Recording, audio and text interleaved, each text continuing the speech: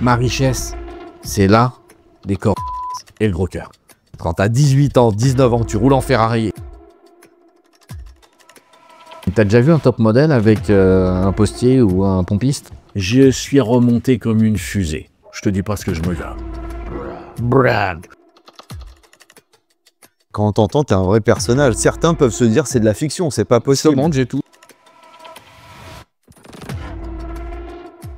Je suis le mec qui ramène l'argent. Je suis un macho. Premier point. Je n'avais plus rien. J'aurais même pas pu prendre le train pour rentrer. J'ai inventé le Airbnb avant tout le monde. 3-4 ans après, on se fait tirer dessus en pleine nuit par... Et donc, à 16 ans, ils m'ont foutu dehors. Éclatez-vous. On n'a qu'une vie. C'est très dur. C'est très dur. Parce qu'elle m'a enlevé mon fils. Elle m'a enlevé des moments d'un mec avec un... Ouais. Faut que j'arrête un peu. Je suis désolé.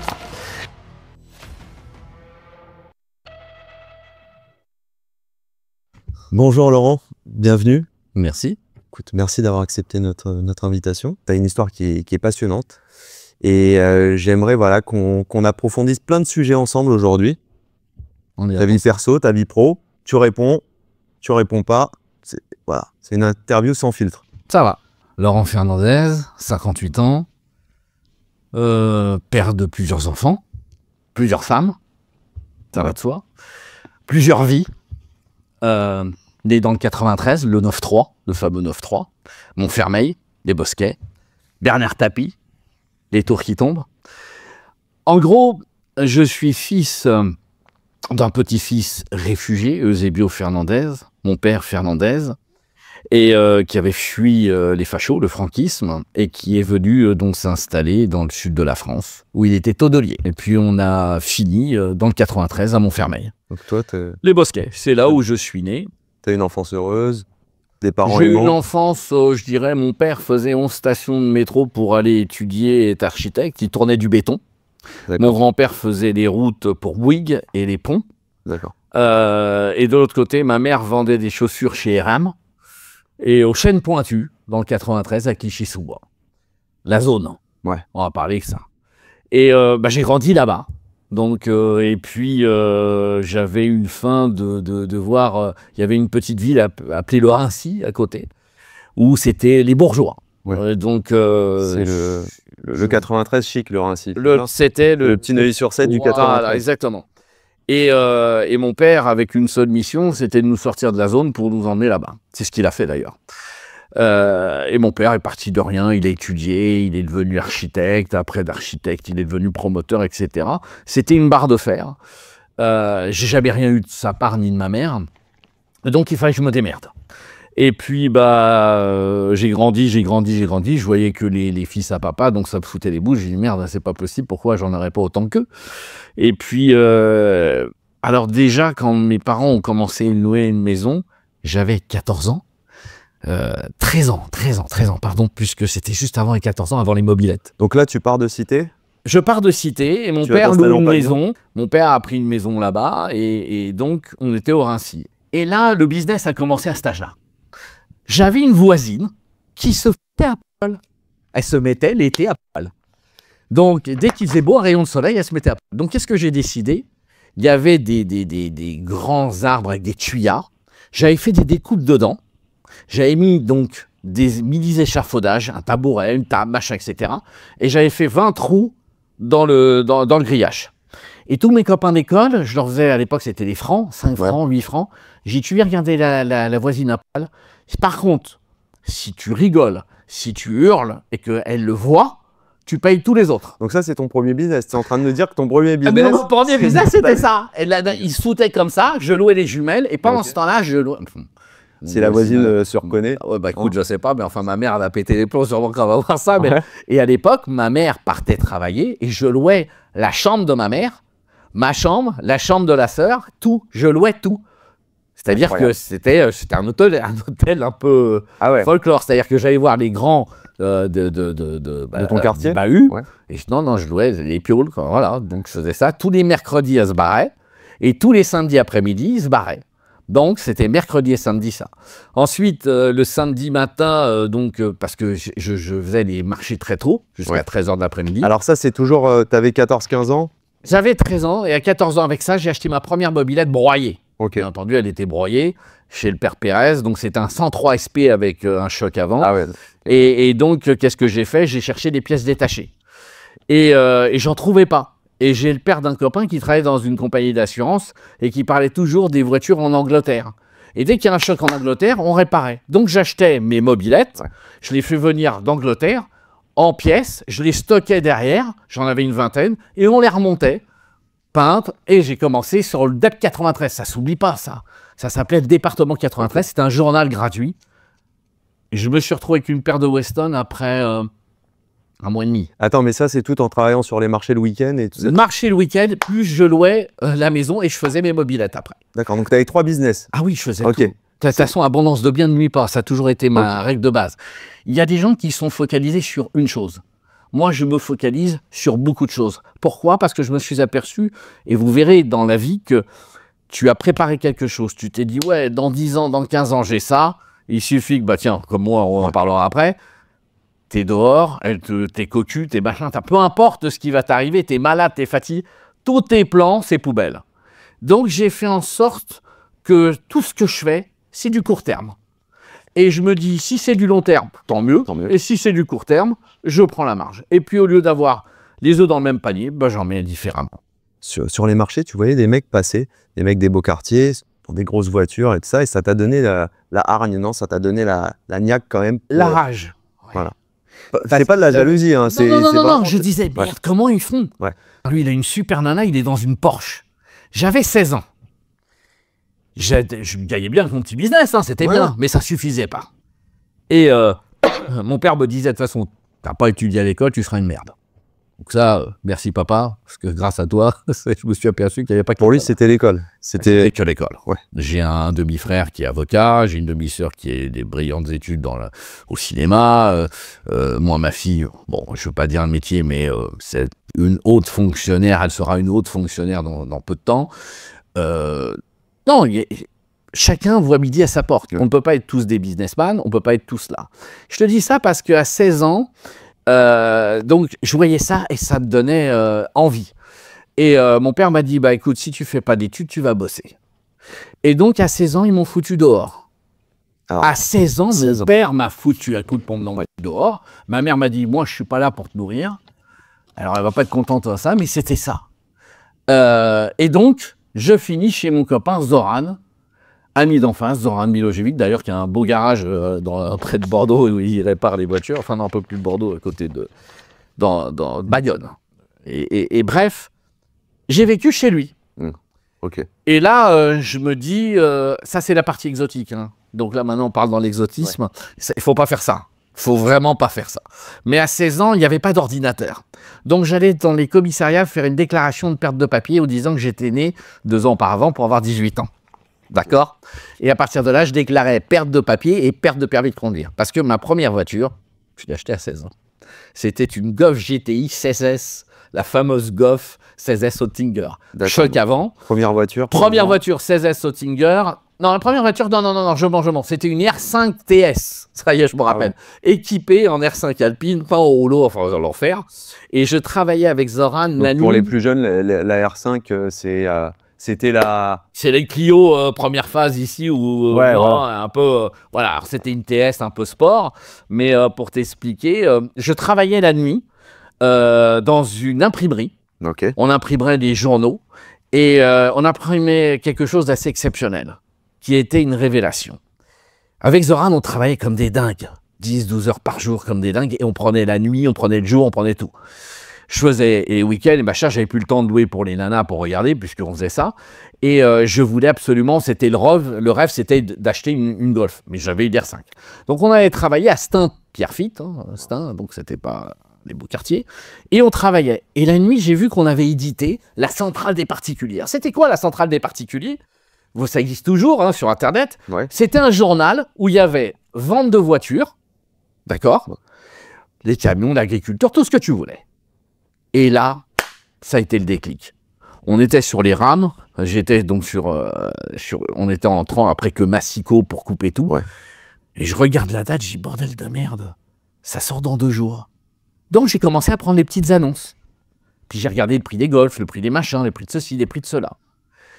Et donc je me suis dit, bah, comme j'ai 48 heures devant moi, je prenais l'annonce, je téléphonais. Et ça a commencé comme ça. Donc ça a commencé comme ça. J'ai acheté des voitures de merde à 1000, 2000. Ça marche toujours. Ça marche toujours. C'est un vieux truc. Il ne faut pas comprendre qu'aujourd'hui, vous, les jeunes, vous partez souvent de trucs. Mais comment on peut gagner? Mais vous prenez les vieux trucs et vous le mettez à l'heure du digital. Mais ça marche toujours. Ouais, tu les mets à la sauce actuelle. Mais dis-moi, qui est dans les campagnes, tu veux te la mettre où, ta voiture électrique? Tu te la branches là et ailleurs? Non, mais je veux dire, il faut arrêter. Ah, t'es pas de voiture électrique. Là. Non, je supporte pas les voitures électriques. Bon, il faut que j'entende, il faut que le vite et faut... Oui. Mais bon, c'est pas une question de ça, c'est pour moi, c'est une grande connerie au niveau donc de l'écologie. Pour moi, c'est n'importe quoi. Tout le monde le sait, donc on va pas répéter les mêmes choses. Hein. Ça pollue 10 fois plus, on est en train de massacrer tout. Et je dirais, qu'est-ce que tu fais quand tu es dans une cité comme moi, à Montfermeil? Tu mets où? Tu te branches où? Ouais. Explique-moi, tu te branches avec ta voiture électrique. Bye bye. C'est une galère. Ouais. Ok, si t'es un petit bobo du 16e ou du ailleurs ou de Saint-Germain, je te dis oui, tu branches ta prise, mais là où tu la mets. C'est vrai que c'est compliqué. Voilà. Bien sûr. Autonomie zéro, t'es en train de calculer, machin. Les Chinois sont en avance, oui, quand il y a des voitures à 1000 km. Mais bon, c'est pas mon truc. Donc, que ça soit aujourd'hui hybride, je te dis oui, mais le reste, c'est pas mon truc. Donc, bref, pour revenir aux voitures, donc j'achetais. Okay. 48 heures avant, je la remettais en annonce, je la faisais belle. Alors qu'est-ce que je faisais? Je changeais les enjoliveurs défoncés, je mettais des nouveaux pneus, je faisais un petit peu pas du tuning, mais différemment, je la changeais de look. J'ai fait un fric dingue. J'ai fait un fric fou. Donc attends, ça c'est ta première expérience où tu commences vraiment à gagner des gros sous? Ouais, parce que aujourd'hui, attends, quand je le dis, et je l'ai déjà dit, vous prenez sur le site Mobile.de en Allemagne. Vous allez taper Mobile.de et vous tapez voiture à partir de 2010, d'accord? Diesel, parce que les Allemands diesel, oh, là c'est marqué française, alors là c'est voilà, hein, donc voiture française, voiture italienne diesel. Ok, vous en avez autant qu'un curé peut embellir. C'est-à-dire de 2000. Alors, tu vas prendre un Porte 8, ça va te coûter 1500, 2000 euros. Tu vas te prendre des voitures à 2000, elles ont le contrôle technique.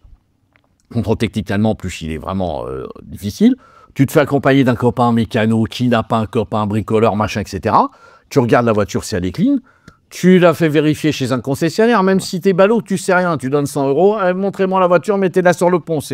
On va savoir tout de suite si c'est une société, si elle t'a accidenté, si c'est une merde. Ils vont te donner un relevé. Avec ça, tu prends ta voiture, tu le mets. Tu vas en acheter dans la même ville, t'en mets 8, tu les descends en France. Tu as droit à 10 voitures par an. L'État français t'autorise à changer 10 voitures par an en Europe. Donc, pourquoi monter une société? Pourquoi te mettre un boulet tout de suite? Pourquoi? Faut déjà n'importe qui. N'importe quel comme moi. Non, attends, parce que tout le monde dit, ouais, t'es doué, t'es machin. Non, c'est que du calcul. Moi, j'ai pas de chance. Tout ce que je fais, c'est calculer. La seule fois où je me suis planté, c'est les nanas. Dans ma vie, c'est ça. C'est les montées, mais ça, on reviendra tout à l'heure.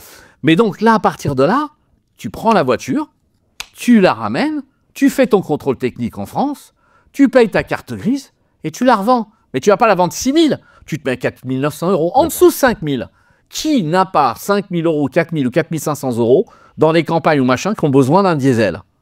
Même 150 000, 160 000, 180 000, ça fait 3 ans, 400 000 km. Donc là, tu dis, tu ne montes pas de société, tu te prends pas la tête, tu fais non, tu fais un Porte 8, tu as le droit à 10 voitures par an. Ok. 10 à mon oncle Jules, à mon oncle Alex, 10 à ma grand-mère, 10 à la tante. T'en fais 10. Non, ok. Ok. Moi, je peux t'assurer que 2000 par voiture, hein, tout le monde sait compter, 2 fois 8, 16, ok. Allez, même si tu as payé un peu de machin, etc., ça te fait 15 000. Tu fais 2 portes dans le mois, c'est 30 000 euros. Où tu vas les gagner 30 000 euros? Nulle part. Voilà. Et puis tu calcules, tu fais attention à tes marges, et puis tu commences. Et si tu vois que le bébé marche, lance-toi. Donc du coup, on revient sur cette période. Donc tu avais 16 ans. Tu avais 16 ans. Donc tu achètes ta... J'ai première, les R5, les voitures, et j'achète ma 16S, donc accidentée. Et du coup, là, donc tu es toujours... non, tu es parti de chez tes parents. Je suis parti de chez mes parents. Ils m'ont viré, machin, etc. Depuis, entre les deux, j'ai pris un studio, j'ai pris un appartement, je me suis démerdé, je voulais pas à l'école. Je supportais plus l'école. D'accord. Alors mon père, bah, bien entendu, quand il a vu ça, il m'a tombé dessus. Retour expédition école. Et donc il m'a dit, bah écoute, mon père avait monté un garage, mon fils de garagiste, et donc il avait monté une concession, BMW. Et pas des mondes, hein, puisque mon père est devenu après un des présidents de chez BMW, avec plein. Il a gravi des échelons, ça on y reviendra, mais des années. Il est parti de rien, il est monté très haut. Voilà, exactement. Okay. Il a été dur. S'il boit un jour dans cette interview ou ailleurs, c'est un sale. Ah ouais? Mon père me foutait des tronches. Moi, quand j'arrivais à l'école et qu'il me disait ça, c'est de la merde, il m'attrapait les cheveux, il me faisait monter du premier étage, douche froide, il m'a dit maintenant tu iras bouffer, après il faut t'arrêter à bosser. Il voulait absolument ce statut. Je crois qu'il y avait un problème dans la famille en étant immigré, en étant populiste, enfin on était des gens des petites gens. Des populaces. Il voulait absolument. Il voulait gravir les échelons et il voulait me donner une éducation parce qu'à l'époque, l'éducation ouvrait des portes. Pour lui, dans sa tête, c'était ça. C'est une autre époque, parce que maintenant, ça peut choquer des gens. Un coup de pompe dans les fesses, tu te retrouves au commissariat parce que tu as mis une fessée sur les fesses de ton fils. Mais à l'époque, un vrai con qui te tape sur la gueule, je te différent. Là, c'était pas le cas. T'étais pas, j'étais pas comme ça. Voilà, je prenais des volets parce que de mettre une fessée sur le cul, bon, lui, c'était abusé. Mais. Donc tu lui en veux un peu quand même, parce que tu dis. Non, ma mère m'a cassé un balai sur la tête. Je peux lui dire aussi, je t'en veux aussi. Non, j'étais pas un jeune homme facile. Je voulais tellement, j'avais tellement cette rage en moi de vouloir ce qu'ont les autres, que j'étais pas non plus un tendre. Donc il fallait toujours quand même qu'il y ait la pression. Se canaliser. Canaliser peut-être un peu. Peut-être. Je sais pas. En tout cas, moi, je fais totalement l'inverse pour mes enfants. Non, on en parlera. Moi, pour moi, c'est, je leur donne tout, je les pourris, et après, je leur enlève. Ça, je t'explique ça après. J'ai fait une guerrière qui est ma fille. Donc là, du coup, tu as 16-17 ans. 16-17 ans, je monte ma première voiture. Ok. Et donc, alors j'ai commencé avec une Golf que j'ai revendue. Après, j'ai monté une 104 ZS2. J'avais pris un crédit. Donc, je ne vais jamais à prendre. C'est pour ça. Voilà, parce que c'était une série spéciale, machin. Je l'ai explosé, bien entendu, parce que j'apprenais à faire des voitures. Alors, on louait des voitures, même chez Avis et tout, et chez dans différents trucs. On allait dans les terrains où il y avait l'autoroute, où il y avait comment ça s'appelle, les lignes de chemin de fer. Et comme moi, j'étais passionné de course, on était à 4-5 potes, Zoran, mes potes, etc., Emmanuel, tout ça, tout le monde se reconnaîtra. Et donc, on allait louer et on faisait de la course. Sauf qu'un jour, on est rentré chez Avis comme ça, on a fait une galette. Donc, tout ça avec des voitures de loc. Tout ça avec des voitures de loc. On était des barjots. Mais on était libres. À 16 ans, 17 ans, tu prenais l'autoroute, on avait des Golf 16S, des trucs. Alors, on se bourrait pas à la gueule, c'était différent, il n'y avait pas trop de les mecs qui fumaient, machin, c'était pas d'autres trucs. Par contre, on roulait comme des salauds. On roulait à 200, de 20, de 30, de 40 sur l'autoroute. C'était une autre époque. C'était quoi? C'était quelle époque? C'était années 80? Ouais, c'était les années 84. Elles te manquent ces années ou pas? Les années 80. Elles étaient exceptionnelles. On était libres. La liberté. C'est-à-dire que je pense qu'on a tellement voulu. La France est un beau pays. C'est un pays que j'aime. Je suis né en France. On a des infrastructures à l'époque qui étaient extraordinaires, des écoles pour tous, etc. Mais on n'a pas su s'adapter, qu'on ne peut pas offrir à tout le monde cela. Et c'est pour ça que je me suis expatrié. Et quand j'explique souvent ça à des gens, on me dit « Ah, t'es un facho, quoi. D'où sauf un facho ?» Mais tu ne peux pas donner à tout le monde ce que je vois. Que tu sois immigré, jaune, vert, rouge, black, blanc, on s'en fout. Tu viens en France. Qu'est-ce que tu dois faire en France? Tu dois venir bosser. T'es venu rien dehors. La Slovaquie, je suis arrivé. Monsieur, casier judiciaire, qu'est-ce que vous apportez au pays? C'est clair. Tu n'as rien un mois, t'es touché. Le deuxième mois, tu peux être architecte. T'as rien. Tu touches donc du chômage. Tu vas faire les routes, papa. Si t'as pas un poste, tu vas faire les routes. Tu vas réparer, tu fais. Qu'est-ce qu'on fait ici? On laisse papa, maman avec la PlayStation. Et on laisse crever les petits artisans, on laisse crever les papis, les mamies qui ont bossé toute leur vie. Il y a des artisans qui sont bossés comme des chiens. Ils ont quoi comme retraite? Ils n'arrivent même pas. On est dans un pays surtaxé, taxé, et on fait qu'une seule chose, laisser se barrer la richesse. La richesse des entrepreneurs, des petits, des artisans, des coiffeurs, des plombiers, des électriciens. Exactement. On n'est pas tous faits pour être patron d'une multinationale. Mais on ne doit pas cracher. Moi, j'ai jamais été j'avais la rage, mais j'ai jamais été le genre de mec qui va mettre un coup de clé sur une voiture. Ouais. Tu comprends ce que je veux te dire? Moi, le mec qui roule en Porsche, qui roulait en Porsche à l'époque, qui roulait en Ferrari, je me dis, il me donnait une direction. Je dis, merde, comment il fait? J'ai envie d'avoir la même chose. Et on a habitué, je crois, on est dans un monde de jalousie, on est dans un monde totalement différent, que ce soit les femmes, etc. C'est ce que je te disais, aujourd'hui, t'as une nana, elle est éphémère. Le monde est devenu éphémère. Il n'y a plus les traditions, il n'y a plus la famille. Il n'y a qu'en France qu'on laisse crever les vieux. Ouais. J'ai ma mère, elle est en Italie, je l'appelle tous les jours. Des fois, elle m'appelle 4-5 fois par jour, 10 fois par jour. Elle me dit, ça va mon fils? Oui maman, je t'aime, ça va. Mon père, je l'ai un peu moins, mais je l'ai au téléphone. Ouais. Demain, s'il y avait l'un ou l'autre qui ne va pas, comme ma maman, mais je l'aide. Je préfère même bouffer les pâtes demain et s'occuper de ma mère. Est-ce que tu penses que c'est très français, ça, ou c'est... Je crois que c'est devenu très français. Il y a des pays... Alors, tout le monde me dit, oui, il y a des mélanges, etc. Je vais t'expliquer. J'ai un pays de cœur. Ouais. Alors, tout le monde va dire, ouais, c'est parce qu'il y a 10% de taxes. Oui, il y a 10% de taxes. Oui, il y a pain d'impôt. Oui, c'est l'Eldorado. C'est la Bosnie. Ok. Je suis en Bosnie depuis 4-5 ans. J'ai eu des activités en Bosnie, d'huile, de différents lubrifiants, etc. Tu as des musulmans, tu as des orthodoxes, tu as des catholiques. Tu sais que tous les catholos vont là-bas voir la montagne avec la croix. Aucune agression, aucun problème, rien.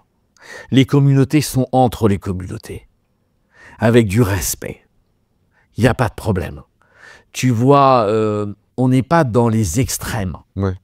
On est dans un monde, moi j'appelle ça Télétobies, c'est extraordinaire. Quand je voyage, il y a des gens qui me disent bah, tu vas là-bas. Quand j'allais en Tchétchénie, mais tout le monde m'a dit mais t'es un malade. Ouais. La Tchétchénie, grosse dit mais c'est Dubaï. C'est Dubaï. Ceux qui voient ça, ils disent c'est pas possible, tapez, allez voir. La Bosnie, c'est un pays où là ils viennent de faire tous les autoroutes neuves, les infrastructures. Alors oui, effectivement, il y a encore des petits villages, il y a encore des choses comme ça, mais c'est exceptionnel. Ouais. Et du coup, toi, t'alternes entre... toi, tu te partages Slovaquie, Bosnie, moi, je suis un des allers-retours. Moi, je vais où est la marge. J'ai toujours fait ça. Je vais où est la marge. Alors, je fais tout. Parce que les gens, ils nous disent, c'est quoi son activité? Parfois, on ne comprend pas. Est-ce que c'est du phishing? Alors, je te le dis là aujourd'hui, et je parle clairement. Je serai sur les réseaux sociaux le temps que ça durera. 2 ans, 1 an, 6 mois, 4 mois, 2 ans, 3 ans, 5 ans. Après, ils vont en avoir marre d'entendre un papy et ça sera pas Il y a plein de choses à raconter. Hein. Oui, il y a plein de choses à développer, mais ce que je veux te dire, c'est que je ne veux pas prendre de l'argent à des jeunes, à des entrepreneurs pour leur expliquer, parce qu'attention, je suis pas qu'un successful, hein. J'ai perdu de l'argent. Ça, tu vas nous expliquer. J'ai perdu d'argent, j'ai loupé des affaires. Celui qui me dit qu'il est champion du monde, j'en connais pas. C'est justement en perdant, en se retrouvant parfois dans la merde, jusqu'à des huissiers devant ta porte, qu'après tu sais ce qu'il faut faire ou pas faire. Donc cette expérience, je veux leur en parler, je veux la proposer. Celui qui me dit qu'il n'a jamais eu de casserole dans sa vie en tant que chef d'entreprise, c'est pas la peine de commencer. Et celui qui n'a pas compris que c'est 90 à 95% d'emmerde, faut pas la peine de commencer. Oui, c'est une satisfaction personnelle. Oui, pour ceux qui ont un ego comme moi, c'est extra. Pour quelqu'un qui veut se sentir libre par moment, oui. Alors, ça dépend. Si tu es chef d'entreprise en France, je vais être un peu vilain. Mais chef d'entreprise ailleurs, t'es libre. T'es libre. Pour revenir à ton histoire, 2025, 80, si tu pouvais revenir en arrière. Hein, tout de suite, je retourne en arrière. Alors, tout le monde va dire, mais pourquoi? Parce qu'on était plus libre. Aujourd'hui, les mômes, ils arrivent ou machin, les gens qui s'y font. Ils arrivent dans un truc, ils payent. Moi, ça m'emmerde. Ça, c'est bien pour t'aider, pour travailler. Mais moi, ça m'emmerde. Pourquoi? Parce que là, on t'écoute. Même fermé, t'es géolocalisé, t'es écouté. On sait ce que tu fais, on sait ce que tu manges, on sait ce que tu vois, on sait ce que t'aimes comme nana, on sait des algorithmes. Pardon. C'est tout le sens de la liberté. Ah, tu vas dire, mais qu'est-ce qu'il fout sur les réseaux sociaux? On en parlera, c'était une Ça a été un concours de circonstances. Oui, il y a du bon aussi dans ce nouveau monde. Dans le digital, il n'y a pas que du... Non, il y a de très bons. L'IA, je pense que ça va nous faire vieillir 30, 40 ans de plus, puisque de toute façon, c'est beaucoup plus intelligent qu'un humain, ça va résoudre des problèmes de maladies, ça va résoudre des tas de problèmes, mais ça va foutre un monde à part. Si tu préfères aujourd'hui, mon analyse, elle est devenue que dans les années 80, tu avais les ouvriers, comme moi, c'est-à-dire fils d'ouvriers ou ouvriers, la classe moyenne, et puis les gens riches. C'était un bon équilibre. Aujourd'hui, c'est soit t'es ouvrier, tu crèves, soit t'es riche. Je suis d'accord. Il y a deux extrêmes maintenant. T'as pris le moyen, t'as... Voilà. Et il n'y a plus... Et la classe moyenne, elle est en train de crever puisqu'elle paye pour les autres encore plus. Et les riches se battent. Les ultra-riches, ils ont trouvé les moyens. Et ils partent. Ils partent de plus en plus. Ultra-riches, ils sont plus en France. Des bois, mais non, mais même ceux qui sont en France, ils ne sont pas imposés. Ouais. Et tu vas me dire, oui, mais c'est pas vrai. Mais ils ne sont pas imposés. Ça appartient à des sociétés. Ils achètent du déficit reportable. Ils achètent des sociétés. Ils sont là. Ils font des échanges. Tiens, moi, je suis là. Tiens, je suis là. À la fin, il n'y a rien. Les gens du CAC 40, ils rigolent. Moi, quand je vois les trucs, ça me fait rigoler. Si vous voulez apprendre déjà au niveau de la fiscalité, vous prenez juste un magazine, c'est Échos. Voilà, les Échos. Là, vous aurez une vraie vue de l'ensemble, à mon avis. Voilà. Maintenant, tout ce que j'entends, j'ai rien contre BFM, j'ai rien contre tous ces gens-là. Mais pour ça, pour moi, tout est plié d'avance. Je pense qu'on a créé un conflit en France entre l'immigration et l'autre pour rien. Je pense qu'on aurait dû être un partage, un réel partage, qu'on laisse pas... je comprends qu'il y a des mômes qui sont dans une cité et qui veulent la même chose que moi quand j'étais môme. Et quand on les laisse crever là, il y a de quoi foutre le feu. Et de l'autre côté, la nouvelle génération, il n'y a plus rien. Il n'y a plus de respect pour les vieux, il n'y a plus rien, il n'y a plus de légitimité non plus, parce que ça part en vrille dans n'importe où. Et pourquoi? Parce qu'on a laissé tout faire. Alors souvent, on me dit, ouais, Dubaï. Ouais, Dubaï, t'as vu, ça rigole pas. Va en Bosnie, va voler un sac à main, va choper une grand-mère. Mais en même temps, les flics te tapent dessus, les voisins te tapent dessus. On a... Ouais. Non, mais ce que je veux dire, on a perdu. Tu penses qu'en France, on est vraiment beaucoup trop... L'autre fois, j'arrive dans le métro à Paris. Qu'est-ce que je vais foutre? J'étais voir un groupe important automobile pour aller chercher de l'huile. Ça faisait combien de temps que tu n'avais pas pris le métro? Sincèrement, la dernière fois que j'ai dû prendre le métro, ça devait être 18, 19 ans, 20 ans. J'avais pas pris le métro. Donc ça avait changé un peu. J'étais choqué. Il y avait une dame qui était âgée. On la laissait debout. Je lui dis, madame, asseyez-vous. Il y avait une autre qui était enceinte. Je regarde un jeune, je dis, tu peux pas te lever? Il me dit, t'es qui, toi? Je dis, tu peux pas te lever? Vous pouvez pas vous lever, jeune homme? Et alors, il s'est regardé. Je dis, il me dit, mais t'es qui? Je dis, regarde, il y a une femme qui est enceinte. Je dis, écoute-moi. Ouais. Je dis, lève-toi pour ça. Et il y a une autre personne qui s'est levée, il est resté. Sinon, personne ne se levait. C'est normal. Mais c'est quoi, ça? C'est chacun pour sa... C'est chacun pour sa gueule. Ouais. Et ça, c'est un petit peu comme dans les couples. Aujourd'hui, il n'y a plus personne qui résiste parce qu'il se dit « Ah bah non, c'est comme ça, c'est comme ça. » Première chose, s'ils s'en font, ils s'engueulent, ils plantent les baumes, ils plantent tout. Pourquoi? Pour des histoires d'ego. Et puis aujourd'hui, bah, c'est devenu du libre-service, c'est plus de l'amour. C'est tu vas en parlant crûment, excuse-moi, c'est comme quand tu changes de voiture ou tu vas au car wash. Il n'y a plus rien. Il n'y a plus cette dignité. Même parfois, même dans des bleds, même un peu partout, maintenant, les réseaux sociaux ont été extraordinaires sur des tas de choses. Et l'autre chose, on pourrit la vie d'une famille.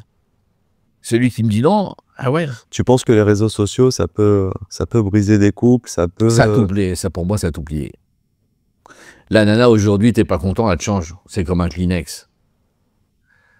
C'est comme un Kleenex. Je disais la dernière fois à quelqu'un, je dis, t'as déjà vu un top modèle avec un postier ou un pompiste? Il me dit, c'est quoi un pompiste? Je dis, oui, vous avez pu, mais à l'époque, il y avait des pompistes pour servir les carburants. Je dis, mais ou un mec qui va gagner 1300 €, tu crois qu'il va avoir un top modèle dans son lit? Elle me dit, oh mais t'achètes la bourse. Je dis, non, je te pose une question. Est-ce que tu as déjà vu un top modèle? Donnez-moi un top modèle, un nom du top modèle, là, dans le monde, sur Google, et avec un... Allez-y. T'en as pas. Depuis que tu remontes à César, t'avais les courtisanes. La femme, elle a un temps. de fraîcheur. Alors, ça, je ne veux pas me faire des amis, hein. Ça, je sais que ça va être l'enfer. Là, voilà, mais elles sont belles. je te laisse responsable de tes propos. 20 ans, 25, 30, 35. À 40 ans, ça descend, c'est normal. Nous, on est un peu comme le bon vin, c'est-à-dire que c'est le contraire. Un jeune mec, s'il est beau, s'il est successful, ou que c'est un fils à papa, je te dis oui. S'il est beau mec, mais qui travaille au McDo, tu prends la même nana de son âge à 25-30 ans, elle va aller se faire un mec qui a le double d'âge, même comme moi. Tout le monde me dit, t'as une nana, ta nouvelle nana, elle a 20 ans de moins que moi. Oui, elle a 41 ans. Oui, c'est vrai. Mais alors? Oui. Non, mais... Demande-lui d'être avec un mec de 39 ou de 40 ans, ou 30 ans. Elle va dire, oui, j'ai peut-être une chance. Elle a peut-être une chance sur 10 de ne pas avoir des cornes. Bah oui, parce que le mec, il va être là, et puis c'est un petit butterfly. Il va avoir une petite qui va passer de 25-30 ans, ouais. Bah, il va se la faire. Et puis voilà, on est parti dans un monde où la loyauté, moi, j'ai les mêmes amis depuis des années. À part un que je viens de perdre de 42 années, pour de la trahison, pour de l'argent, uniquement. Mais ça, c'est une autre histoire. Mais sinon, j'ai les mêmes amis, les mêmes copains, les mêmes relations. J'ai des amis de 20 ans, 30 ans, machin, etc. Pourquoi? Parce que je suis loyal. Moi, pendant 14 ans, j'étais avec mon ex. Je ne l'ai jamais trompé. Elle m'a envoyé des gonzesses, des machins, des likes, des Insta, oui, machin, on peut se voir, machin. Ça ne marche pas avec moi. Ça ne m'intéresse pas. Moi, je suis loyal avec mes amis, je suis loyal avec ça. Et je suis un pitbull. Quand j'ai décidé, je vais faire de l'argent, je vais travailler 10 heures, 12 heures, 14 heures par jour, je suis un esclave. Si tu prends par rapport à ce que je gagne et par rapport aux heures, alors oui, j'avais créé un groupe assez exceptionnel et je l'ai perdu. Mais tu crois que cette loyauté, on l'a perdue? On a perdu, ouais. Je crois que dans les années 80, il y avait beaucoup plus de loyauté entre amis. Ouais, il n'y avait pas les réseaux sociaux. Et tu penses que c'est les réseaux qui sont responsables en partie, mais moi, qui ont rendu les gens un peu plus individualistes? Il y avait des divorces, mais moindres. Les nanas restaient, ça se battait, ça gueulait à la maison, il y avait ça.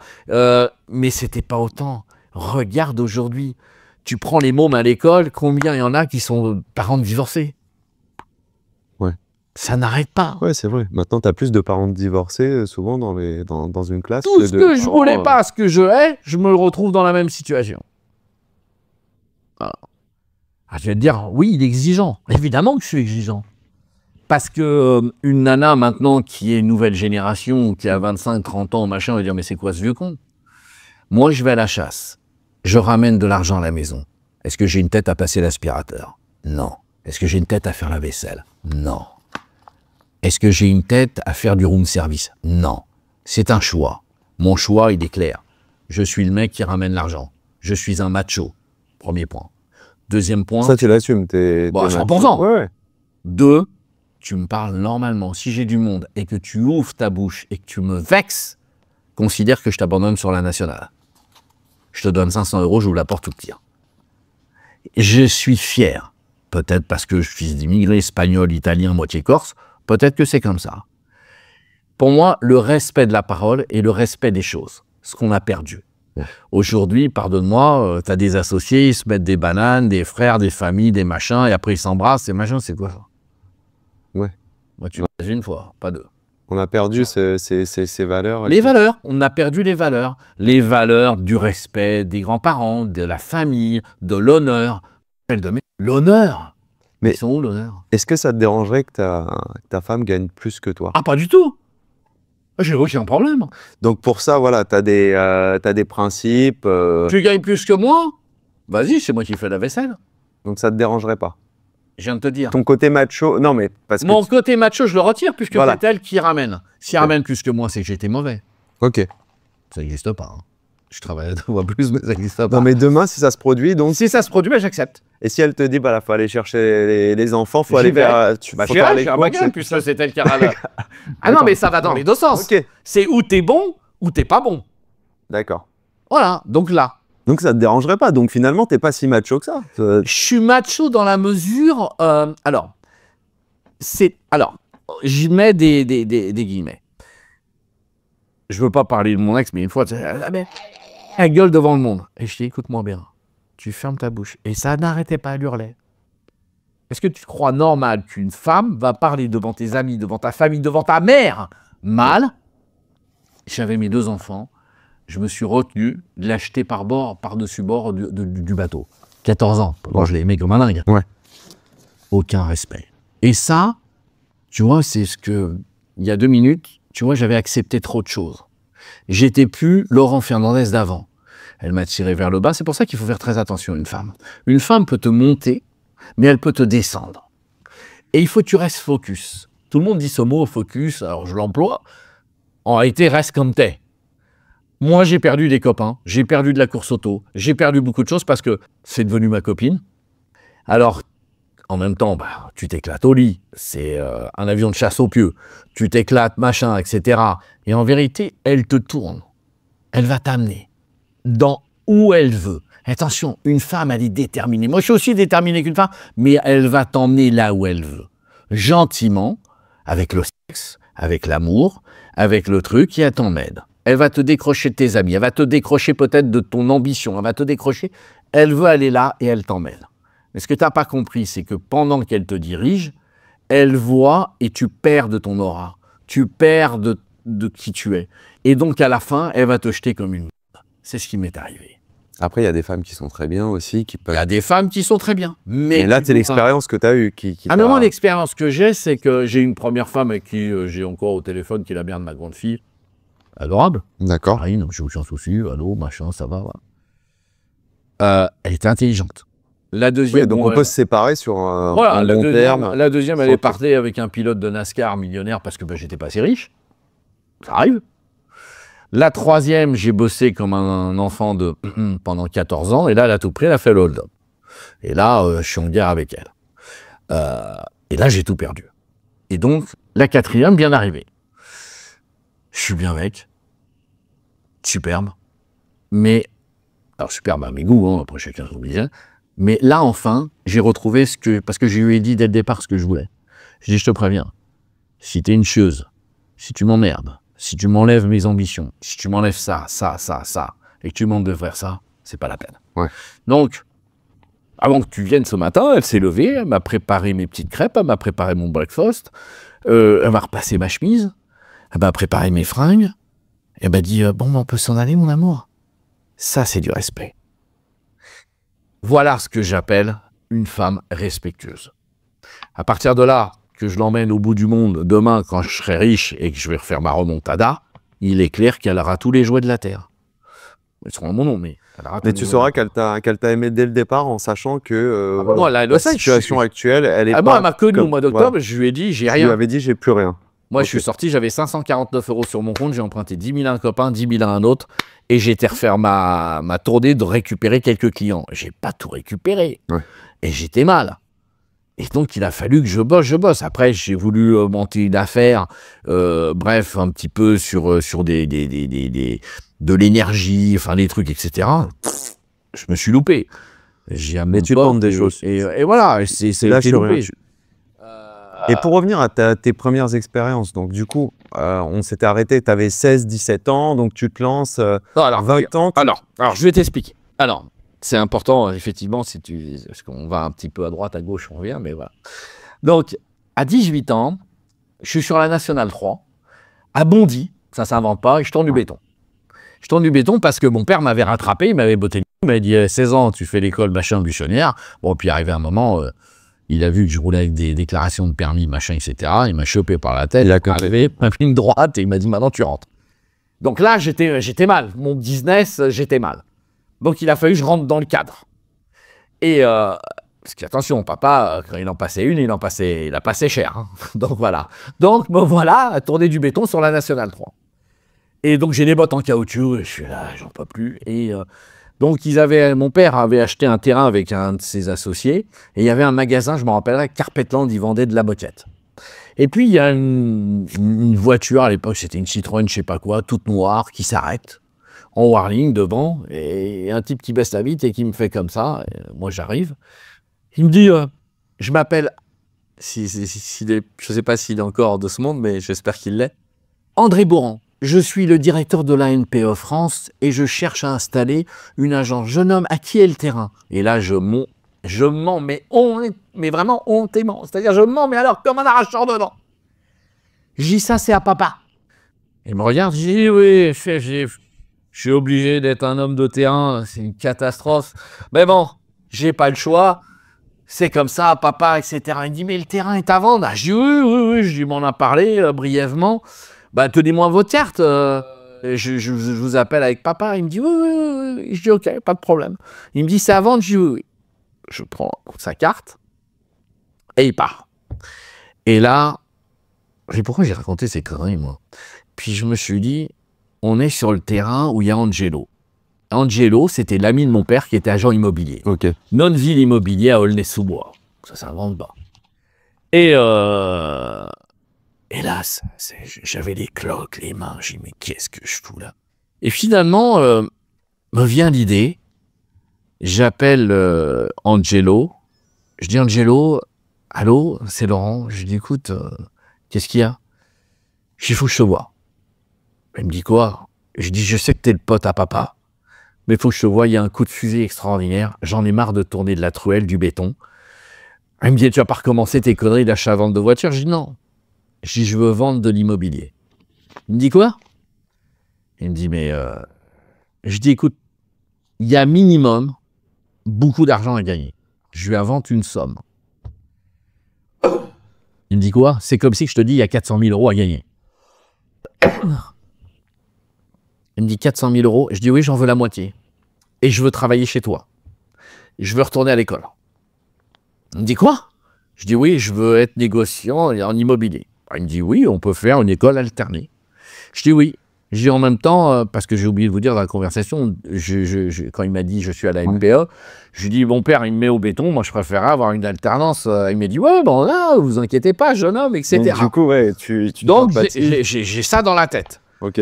Je me dis, les gens riches, c'est souvent les agents immobiliers, donc je vais être agent immobilier. Tu te dis, c'est une valeur sûre. C'est une valeur sûre. C'est le moyen de te sortir de... Mon père m'avait attrapé et tout, et puis il m'avait piqué la voiture, revendu, il m'avait dit interdit de la centrale. Il faut trouver un moyen pour sortir de là. Et là, j'ai dit, ce qui va le faire bander à papa, c'est de lui faire croire que je reprends et que tout va bien.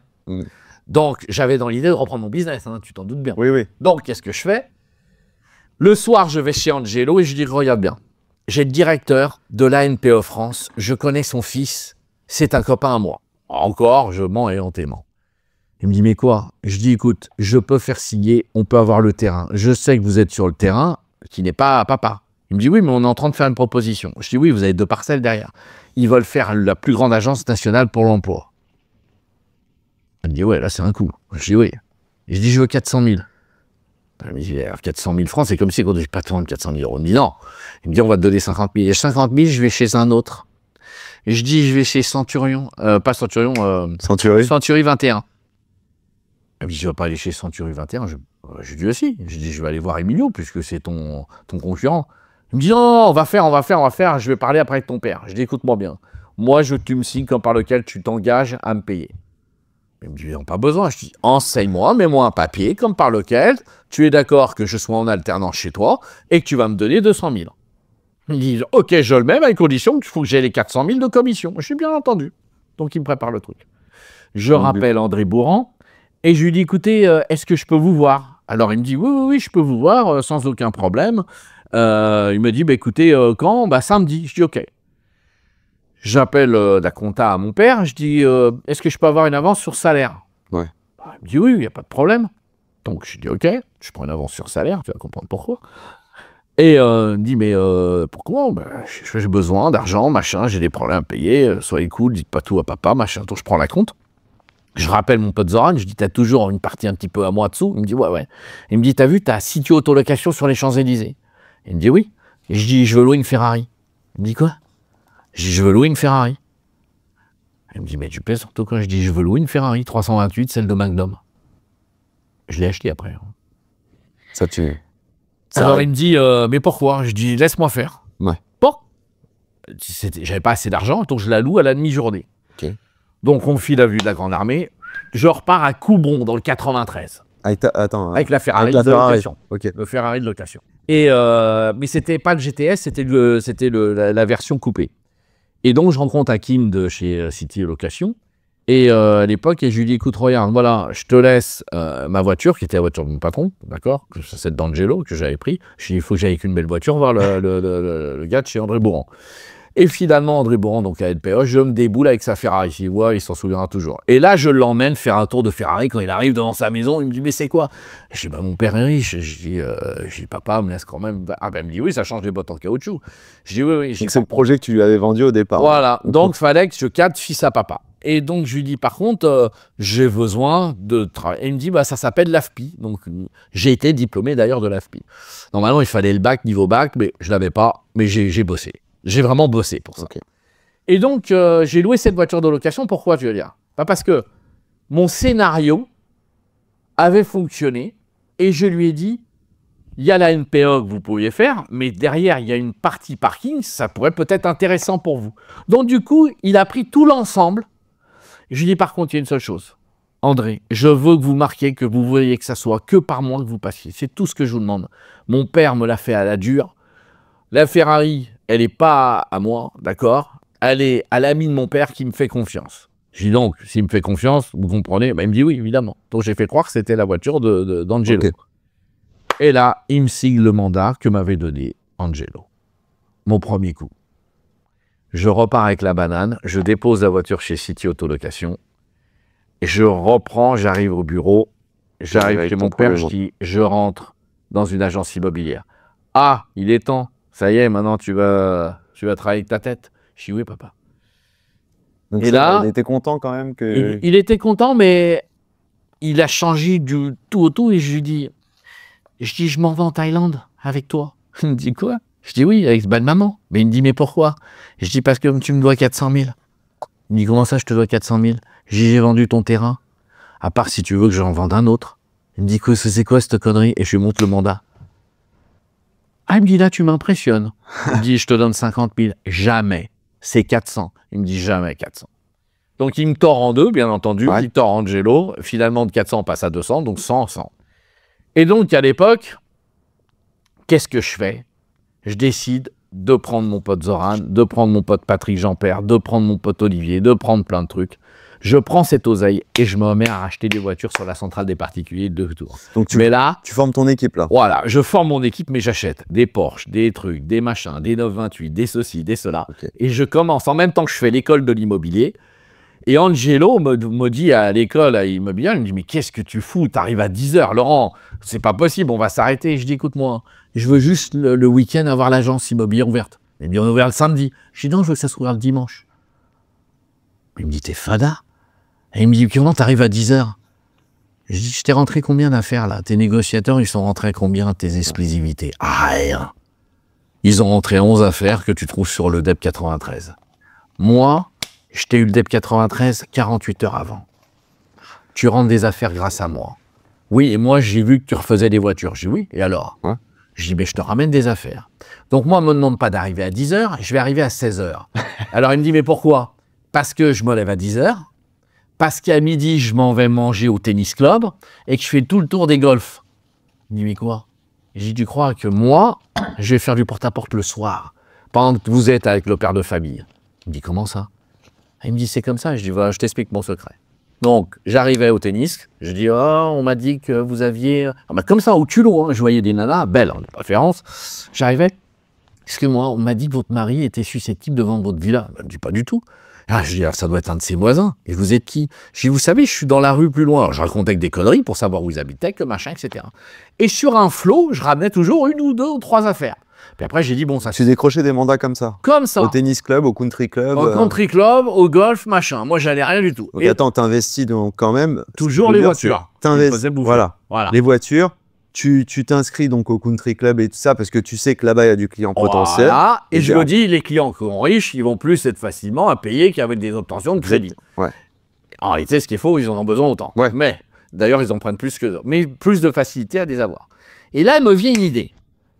Et je dis, OK, c'est pas bon, il faut que j'arrive à rentrer plus d'affaires. Je dis plus d'affaires, plus de prix. Donc, qu'est-ce que je fais? Je me mets en costume, j'achète une paire de baskets noires, et je me mets, et je rentre dans un immeuble et je sonne. Mais je sonne pas à 16h. J'ai arrivé à 18h, 19h, 20h, l'heure du journal. Des trucs où tu te fais jeter comme une merde. Normalement. Allô, oui, bonjour. Laurent Fernandez, excusez-moi, je viens voir votre voisin de palier parce qu'on m'a dit que son appartement était à vendre. C'est bien celui-ci? Non, non, non. Il est où l'appartement qui est en vente dans la résidence? Ah, c'est au 3e, au 4e. Dès qu'il me disait, il y en a un à vendre, je tapais et je rentrais. Ah ben, peut-être qu'il est à vendre, peut-être que ceci, peut-être que cela. Et là, j'ai commencé. Je faisais du porte-à-porte, je faisais les bars. Les bars, quand tu bois, on va vendre, machin. Les bars, je faisais ça. Je connaissais pas encore le coup des notaires, des avocats, des spécialistes dans le divorce que je t'expliquerai après. Donc, j'ai commencé comme ça. Et je rentrais des exclusivités. J'ai un client à vous présenter, mais je dis, moi, je ne veux pas toucher une 10%, je suis qu'un petit négociateur. Je vais vous le vendre bien au lieu de vous descendre le prix, mais je veux une exclusivité, il faut me laisser travailler un mois. Donc tu signais que des exclus? Que des exclus. Et là, le dimanche, je faisais ouverture du dimanche. On mettait sur le DEP 93, je faisais faire un demi sur mon oseille. Hein. Ouais.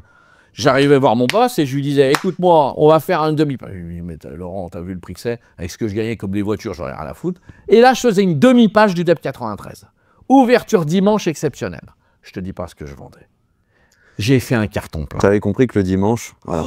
Écoute-moi. Tu serais le seul, voilà. Voilà, j'étais le seul négo et je faisais sur rendez-vous. 18 ans. Écoute-moi bien. On est avant la guerre du Golfe en 1991. De 18 ans à 23 ans. Et je peux pas mentir. Regarde, ça m'en donne des frissons. Ah ouais, je vois ça. Des frissons, vous voyez la caméra. des frissons. Écoute-moi, je me suis acheté ma première 328 GTS. J'arrive chez Ferrari Pozzi. C'est la même que tu avais louée? La même, mais en cabrio, la même que Magnum. Il y avait Magnum à la télé. Celle que tu avais louée? Voilà. Okay. Tu te montreras les photos. J'ai les photos. On va vous passer les photos. J'ai les photos. Donc 328 GTS. Je m'achète une Carrera 2 pour tous les jours. T'as compris? Ok, d'accord. Donc là, tu... Et là, je pars. Je fais de l'oseille. J'étais un chien de guerre. C'est-à-dire... Et ton business, excuse-moi, t'as ton business... Voiture, je continue. Qui tourne, t'as ton équipe de copains. Alors, mais je suis pire que ça. Et tes copains, ils ramènent aussi de l'argent. Attends, je suis pire que ça. J'ai inventé le Airbnb avant tout le monde. J'avais les clés de l'agence. D'accord? Bon, là, par contre, j'étais border. Hein. J'étais vraiment border, mais comme je dépensais comme un chien, parce que quand t'as 18 ans, 19 ans, que tu roules en Ferrari et que tu veux des belles nanas, c'est les beaux quartiers. Les beaux quartiers, c'est les boîtes. Et moi, le week-end, c'est les boîtes. Mais moi, je travaille. Je sortais de boîte cuit. J'allais travailler. Je sortais d'en bas des Champs-Élysées, du ferry, je prenais un sandwich poulet mayonnaise. Je prenais 3 cafés, les lunettes de soleil, j'arrivais et vas-y, et je tapais, et je travaillais comme un... Tu bossais, tu sortais et tout ça, mais tu avais quand même de la discipline. Voilà. Ouais, obligé. Il faut le dire que tu voilà, obligatoire. Tu sortais, le dimanche après-midi, quand je faisais les dernières visites, j'allais me coucher. Le lundi, il ne fallait pas me parler. Ouais. Le lundi à l'agence, c'était fermé. Hein. Il y avait écrit démerdez-vous avec les autres. Mais, rigueur. Le boulot, c'est le boulot. Toi, tu crois plus, excuse-moi, tu crois plus à la discipline qu'à la motivation ou pour toi? Non, il faut tout. Faut tout en même temps. Pour les deux. Mais si tu te donnes pas une discipline, ça part en live. Ouais. Qui n'a pas envie de rester avec une nana? Tu te lèves comme ça, tu vois que c'est un Viagra, c'est une bombe, t'as pas envie d'aller bosser. Non mais attends, voilà, je vais te parler clairement. Ouais. T'as tout sauf envie d'aller bosser. T'as envie de moi ma chérie, non. Tu veux que ta chérie reste dans le lit, il faut que tu fasses de l'oseille, papa. Parce que sinon, il y en a un deuxième qui va te la prendre. T'avais ça à 18 ans, 19 ans déjà, tu savais que, voilà, fête ou pas fête, boîte ou pas. L'oseille, chez moi, a toujours été synonyme, l'argent est le taxi de la liberté. Rien d'autre. C'est uniquement ça. C'est pas une fin en soi. T'as déjà vu un mec, quand tu crèves, t'amènes ta Ferrari dans le cercueil? Non. Alors, je vais peut-être paraître choqué. Avant, je voulais laisser beaucoup de choses à mes enfants. On va partir vite fait sur ma fille. Ma grande fille, je l'ai pourrie. De l'âge de 14 ans jusqu'à l'âge de ses 18 ans. Cheval de course. Elle a eu la voiture, le premier Range Rover Evoque. Elle a eu tout ce qu'elle voulait. Je lui ai dit, tu vas être numéro 1. À l'âge de 20 ans, elle a commencé, ça arrive dans une période scolaire où ça va mal. Elle a eu peut-être un petit copain, un machin, etc. Elle était numéro 2, numéro 3, numéro 4. Et elle m'appelle un matin, elle me dit, papa, on m'a volé la voiture. C'est dramatique, il n'y a plus de voiture. Je dis, non, la personne qui t'a volé, ma fille. Elle me dit, comment ça? T'avais récupéré. C'est moi qui est venu la récupérer avec une dépanneuse. Mais pourquoi? Elle marche très bien. Non, t'as pas compris, ma fille. T'es numéro 4. Donc l'appartement, tu vas devoir le laisser à la fin du mois. Ton cheval, je l'ai emmené ailleurs. On ne s'est pas parlé pendant 1 an. 1 année. Je lui dis, tu me reparleras que lorsque tu seras numéro 1. Si tu veux être demain caissière ou travailler au McDonald's ou machin, j'ai aucun problème. C'est ton choix de vie. Ce n'est pas une critique. Attention, j'ai du respect, je suis fils d'ouvrier, donc je parle à vous. Bien sûr. Tu choisis. Mais si tu veux le luxe, tu dois en payer le prix. Le prix, c'est le choix. Et le choix, c'est toi. Et parce que pourquoi depuis... Il n'a pas écrit sponsor. Ouais, depuis son plus jeune âge... J'ai bossé, j'en ai chié. Voilà. Donc, comme tu dis, tu donnes, et par contre, si derrière ça... j'ai tout repris. Tu sers la... Non, on a parlé. Ouais. Elle s'est retrouvée en colocation à dormir sur un canapé, à prendre le bus et à se retrouver sans voiture. Elle avait jamais connu ça. Jamais. Je te dis pas. Elle est passée pas. Du tout au tout. De tout à rien. Sa mère m'a appelé, m'a supplié, j'ai coupé la pension alimentaire. Ah ouais. Attention, c'est pénal. Ouais. J'ai dit, je vais me salarier à temps. On viendra sur l'inadéquation fiscale à l'époque. J'ai été une barre de fer pendant 1 an. J'ai dit, bah, foutez-moi un procès, je m'en fous. J'irai à Luxembourg. J'irai ailleurs, en Belgique, peu importe. Et donc ça, c'est une leitmotiv. Donc pour revenir, on revient à l'école, on revient tout ça, on fait une marche arrière, on revient dans l'agence immobilière. J'avais 18 ans, 19 ans, je roulais en Ferrari, je roulais en Porsche. Ouais, donc là, voilà. J'avais l'oseille, j'avais la... Et alors, je te dis pas, j'arrivais en boîte, parce qu'on a connu à l'époque les bains-douches avec David Guetta. On faisait la fête, on allait à l'Empire, il y en a qui se reconnaîtront, machin, on faisait les courses sur l'autoroute à 200, donc, 250. Les plus belles années, les années 90. Extraordinaire. On est en 91, 92, c'est ça? Je te parle pas des commissions au black.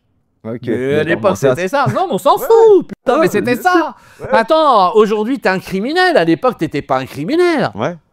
Ah ouais, je veux dire, on t'avait des sacs en plastique remplis d'oseille, bordel de merde. Les gens s'en rendent pas compte. C'était une autre époque. Les jeunes il n'y avait pas ça, machin, l'imposition, il n'y avait pas. Parce que tout le monde bossait. C'était une machine. La France, c'était la France. C'était. Waouh! T'arrivais en France, tu faisais de l'argent. La France, c'était les États-Unis. Quand tu me parles de faire fortune et d'aller aux USA, c'était la France, en plein cœur de l'Europe. On a la bouffe, on avait le style, on avait tout. Aujourd'hui, ils sont tous en vas-y, des Nike, des machins. Non, mais c'est plus ça. La classe, on était la classe. On a perdu ça, tu penses? Évidemment. On a perdu de... Et tu penses pas que c'est peut-être les petites vestes, les machins. C'est peut-être la jeunesse aussi, c'est une autre époque, quoi. C'est un autre style. C'est un autre style, ouais. Mais pour moi, ça n'a pas de style. Pour toi, ouais, c'est pas la classe à la française qu'on connaît. En Italie, même les jeunes, ils arrivent, ils ont les petites vestes croisées, les tops. En Italie, c'est resté encore... ils sont restés un peu dans le style... Ouais. C'est la classe. Ferrari. Et en France, tu crois, c'est quoi? C'est du streetwear. C'est devenu la zone pour moi. Bon, enfin bref.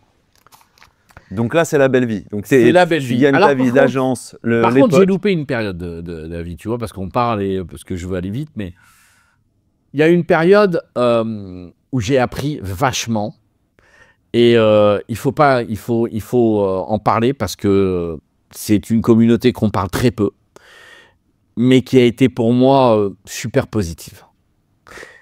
Quand je faisais mes voitures, quand je faisais tout ça, j'ai appris à parler aux clients. Écoute-moi bien. J'ai appris à parler aux clients, à m'exprimer en faisant une chose. De 14 ans à 17 ans, quand je faisais les marchés, j'étais avec ce qu'on appelle des forains. Et ça, il y en a peut-être qui se reconnaîtront dans la communauté foraine. Il y a de tout. Il y a des bandits, il y a des bons, il y a des crapules, et puis il y a des gens bien. Comme partout, bien sûr, en France, comme dans tout. Mais ils m'ont appris beaucoup. Alors, j'étais avec des posticheurs qui vendaient des services. J'ai vendu des services d'assiettes, de trucs, de machins. Ah, messieurs, dames, machin, etc. J'ai appris. C'était la meilleure école pour toi. Ça a été une des meilleures écoles. J'ai appris, donc, avec des posticheurs. J'ai appris à vendre de la vaisselle. J'ai appris à vendre des robots cuisine. J'ai appris à vendre des ménagères, des couteaux. Et il y en a, si je me mets là, je dis, tu pénaves le cavallo romanesque. Je parle le gitan un petit peu, tu comprends? Je sais parler ça aussi.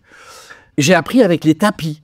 Les tapis, c'était quelque chose. Alors oui, il y a eu des escroqueries comme partout, des trucs, des machins, mais en général, les gens du voyage vendaient vraiment des belles pièces. Bien sûr. Ouais. On faisait des expositions de tapis. Et là, j'ai appris ce que c'était que le business. Parce qu'ils, c'est des businessmen. Ils prenaient la vente d'un tapis et prenaient 20 chèques, 15 chèques. Incroyable. Et après, les donnaient à un autre, ils faisaient de la décaisse, de machin. Il y en a qui déclaraient, il y en a qui déclarent un peu moins. vivre, c'était pas mal. Parce que j'ai vécu un petit peu dans une caravane pas longtemps, j'ai vécu avec eux, je sais ce que c'est, mais il y avait ce synonyme de liberté. Et là, c'est la famille. Communauté, les gens du voyage, c'est très la famille. Et bon, il y a des jalousies entre eux aussi, mais la voiture, le luxe, le truc, le machin. Et c'est des bosseurs. Et c'est des bosseurs. C'est des bosseurs. On peut dire tout ce que tu veux, c'est des bosseurs. Bien sûr, c'est des vrais bosseurs. Et j'ai bosseurs. appris énormément. Donc pour toi, c'était la meilleure école, enfin. J'ai appris avec eux. Ouais. Ça, c'est juste avant donc l'immobilier. C'était avant l'immobilier et la vente des voitures. C'était sur les marchés, en gros. Ouais. Quand je faisais les marchés, voilà. Au départ, je sortais le poisson, les trucs, les machins. J'en avais ras-le-bol de vendre des fruits et légumes.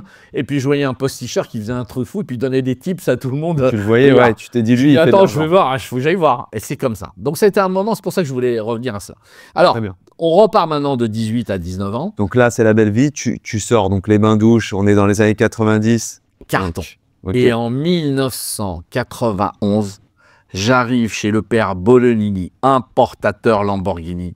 J'achète ma première Lamborghini Diablo que tu as vue jaune. Ouais, on va vous passer Lamborghini jaune, cash.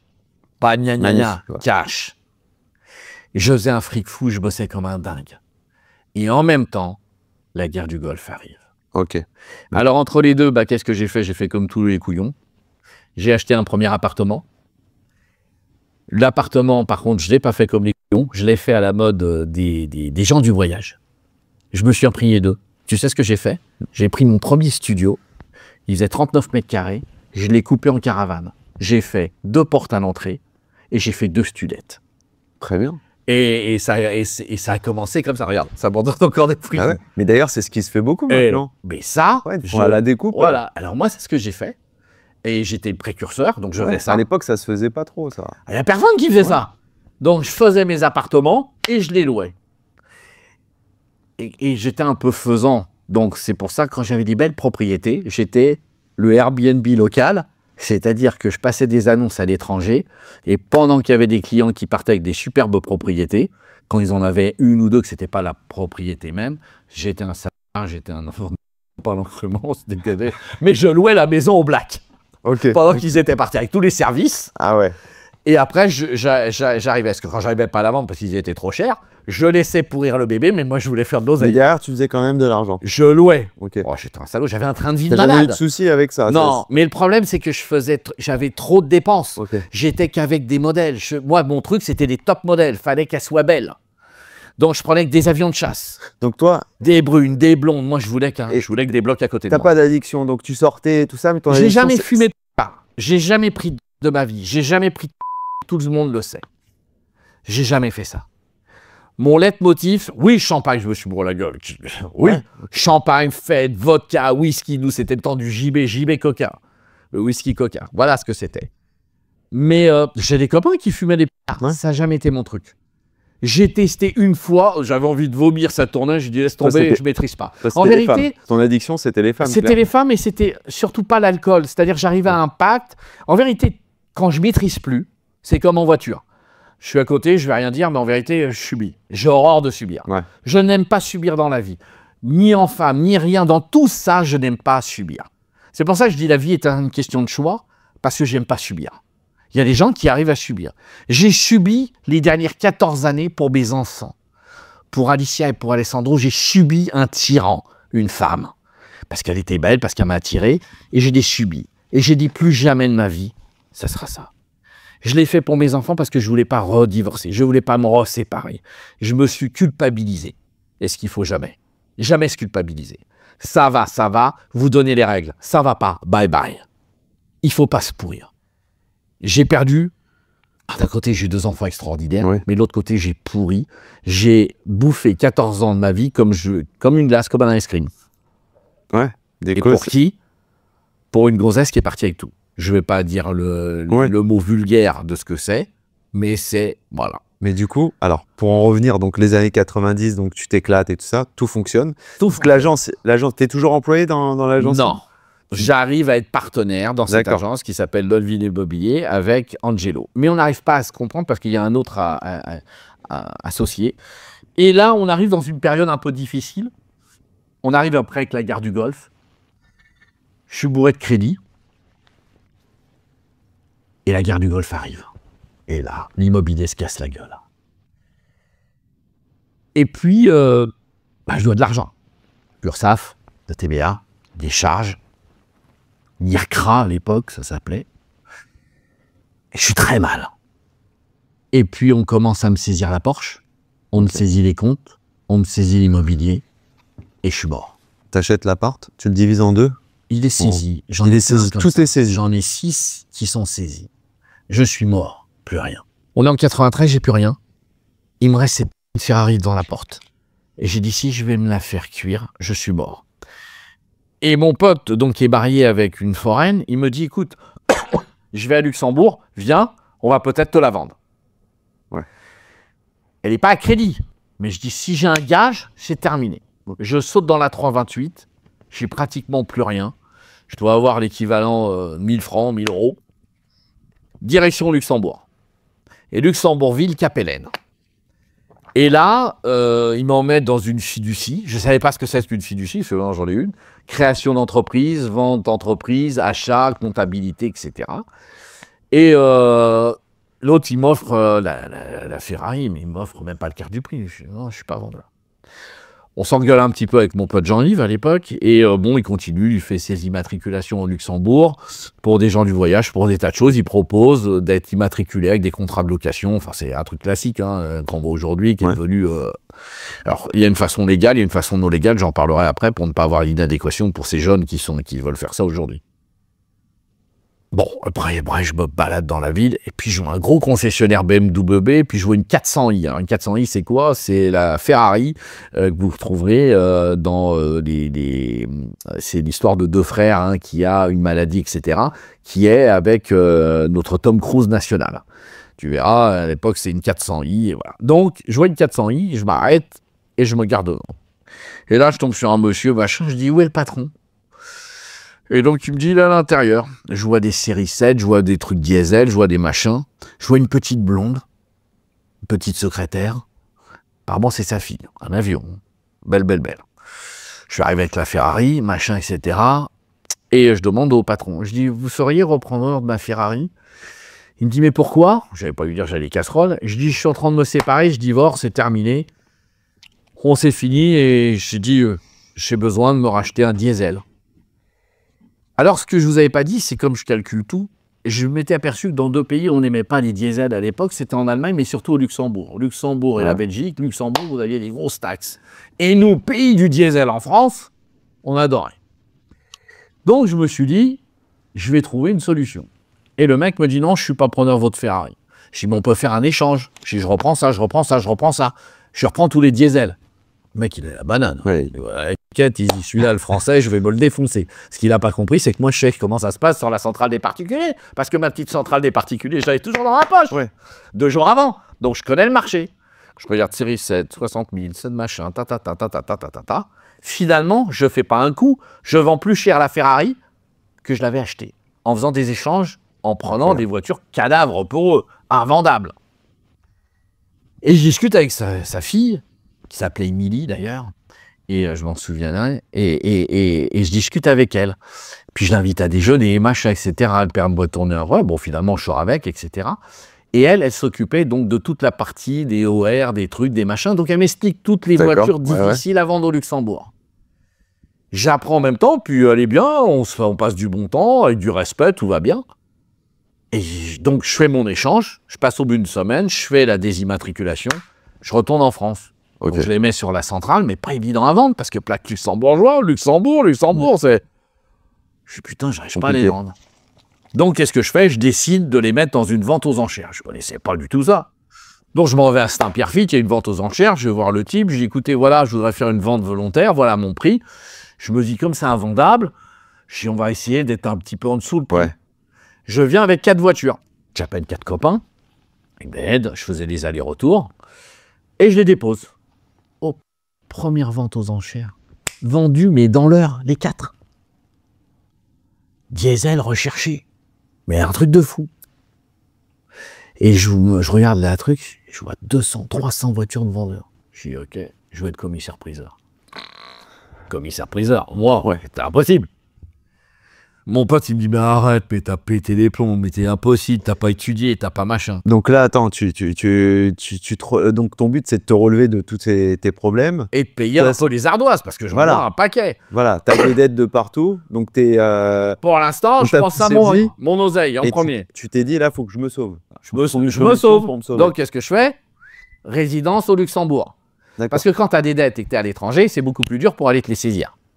Et après, tu peux discuter avec ces gens. Parce que n'oublie pas que les banquiers sont des commerçants. Alors, je sais qu'il y en a qui vont être choqués. Mais c'est des bandits. Ils vont te mettre 10, 20... Regarde ta carte bleue, regarde ce que tu payes en France. Regarde les agios. Le banquier, il vit de quoi? De t'avancer de l'oseille. C'est un commerçant. Regardez-les pas comme... ah, monsieur le banquier. Non, monsieur le banquier, c'est un bandit. Il prend son oseille. Et en plus, il vit sur la misère du monde. Alors, plus les mecs, ils ont du découvert, plus il va leur prendre de l'oseille. C'est pour ça qu'ils vont diriger le monde avec la crypto. Et ils vont nous diriger avec plein de choses. Le monde entier est dirigé uniquement par l'argent. Les guerres, le reste, pour ceux qui pensent que je suis complétiste, c'est pas du tout ça. L'argent, c'est le nerf de la guerre, malheureusement. Ouais. Donc, à partir de là... Donc, tu pars au Luxembourg? Je pars au Luxembourg. Je me mets avec la petite, d'ailleurs. Donc, mais je quitte la France avec des casseroles des huissiers. Des tonnes d'huissiers dans la boîte aux lettres. Saisissez tout puisque vous avez tout saisi. Vous allez me saisir quoi? Il n'y a plus rien. Saisissez. Donc toi, ton idée, c'est de partir au Luxembourg? Je pars au Luxembourg, mais je veux revenir pour faire monter une salle des ventes aux enchères. Alors, je fais plusieurs salles des ventes aux enchères. Stein, Pierrefitte, machin, la National 7, tata. Pas mal, mais rien d'extraordinaire. Et j'arrive à Nogent-sur-Marne, une petite étude qui s'appelle Monsieur le commissaire Berlinguet, s'il se reconnaît. Je ne sais pas s'il n'est pas mort, j'espère que non. Et il a une petite baraque avec une étude, et il y a des voitures devant. Et que des voitures allemandes. Il aimait les voitures allemandes. Donc, je lui amène des voitures allemandes. Pourquoi? Parce que Nogent-sur-Marne, mieux que Stein, meilleure qualité, meilleure oseille. On est dans le 94, Vincennes, Saint-Mandé. Voilà, c'est une petite ville d'Île-de-France, dans le 94. L'argent. Donc, je ramène que des séries 7 de Luxembourg. Je te dis pas ce que je me dis là.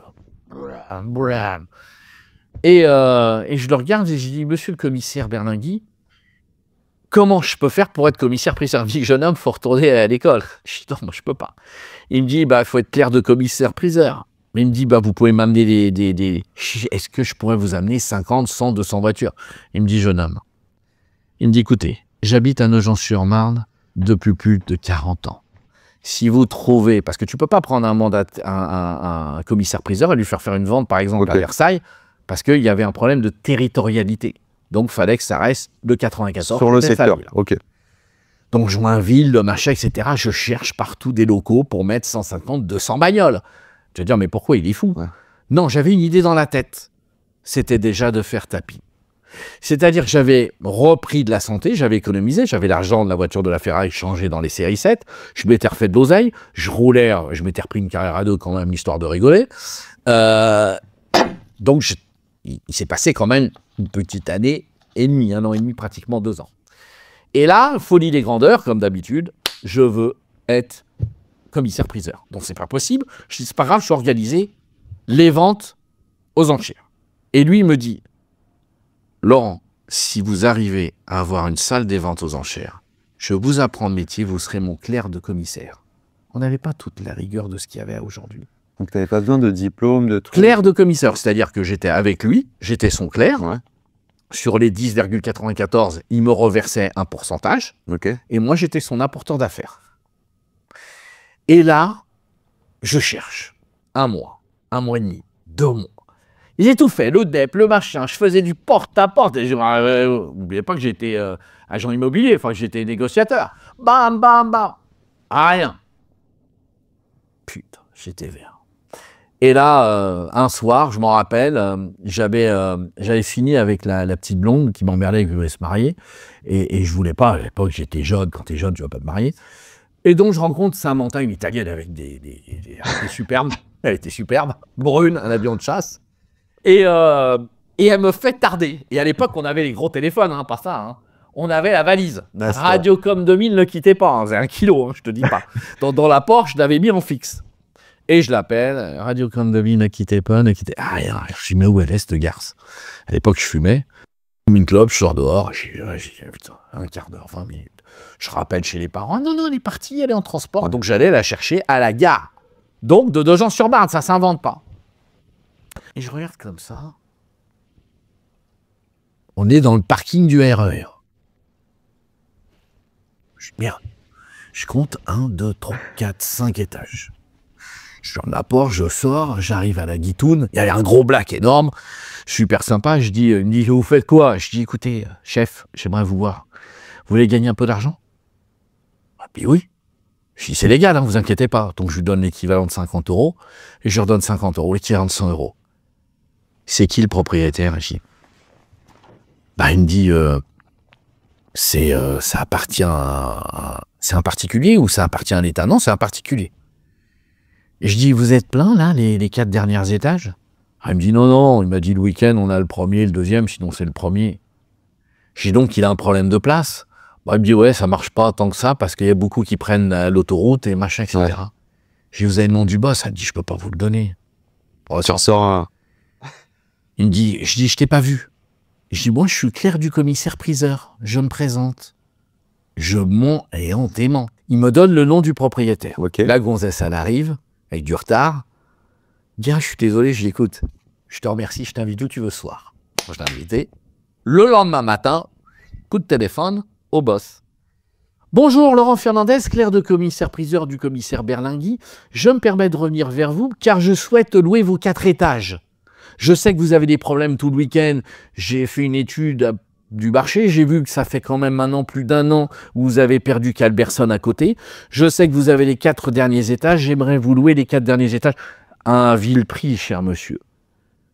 Tu vois comment on parle? On parle de la zone et on peut parler comme quelqu'un de bien. C'est important. Il faut savoir parler aux gens.